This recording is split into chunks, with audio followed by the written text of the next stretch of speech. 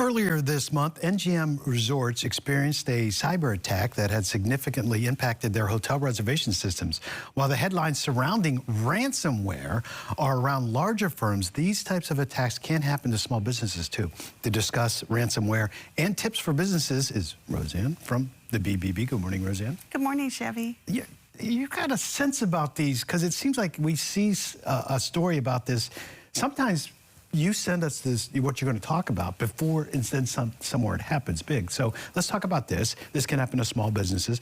What is it and how does it impact small business and big businesses? So ransomware it's malicious software, what they call malware. It's gotten into the system and it takes over the computer system. And where it really impacts the business is now it's taken over and it holds all of their data hostage. Basically, you can't access anything unless, of course, you pay some money, right? And that's what they're looking for. But that really hurts a small business because you're pretty much dead in the water without our computer these days. I mean, I think all of us, with the internet goes down, we know how hard it is to work, let alone not be able to access any of our files. Yeah, actually, today's the 25th birthday for Google, and without Google, I don't think I would know anything, right? So people, they pay the ransom? They have to make that decision, whether they pay it or not. For some, it makes sense because of the data involved, especially certain like hospitals and like that, if they are impacted, because it keeps things going. That's more of a safety issue, but a small business can't really afford to pay that. I mean, everything like even the hospital emergency generators it's all run by computers. So how do criminals take over it's a certain type of malicious software, right? We've heard the word phishing, and that's really how the majority of this comes in. It comes in via some sort of email, some way into your system on an attachment. It can even be a text message onto your phone if that connects to your computer work. But once you've clicked it open, that's what installs that ransomware onto your system. It makes me nervous about opening any email, even at home. I mean, it could be weird. So how should businesses plan for this type of? Well, the key, you just said it right there, it's that plan. A lot of businesses have business plans, they have marketing plans. Now they need to have a cybersecurity plan. And that really should focus around educating employees. So this is constantly changing. There's always new ways and new tactics and new techniques.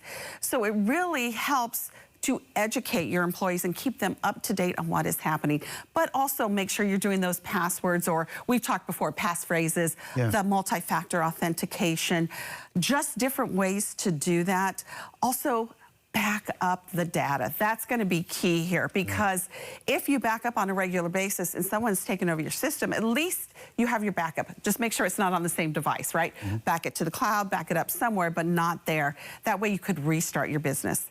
This happened at a TV station I was at a couple years ago. We were off the air for a while before they could. And I don't know how they decided it. That was above my pay grade, but we got it back after a few days. I guess my question, how do they get away with this? How come, it's two ways. You can't see where the source is, I guess, and then if they ask for money, somehow you got to give them the money. They can't trace it. So these are very smart. They are, and most of them are going to be crime rings, some sort of international crime ring. They can be domestic too, but a lot of it is coming from other countries, and that's part of the reason we can't stop them, is that trail to get to them. And that's a common theme with almost every one of these issues that we talk about. Exactly. So if this should happen, though, what businesses need to do, call local law enforcement, call the FBI. Those are really going to be your ways to help, and do it right away. But it also comes back to, you need to let people know that their data has been breached, so that they can do things that they need to do to protect themselves. So you need to let your customers, your employees, and of course any vendors know. Yeah, all right. We've got to stay on top of it. Thank you, Roseanne. Thank you, Chevy.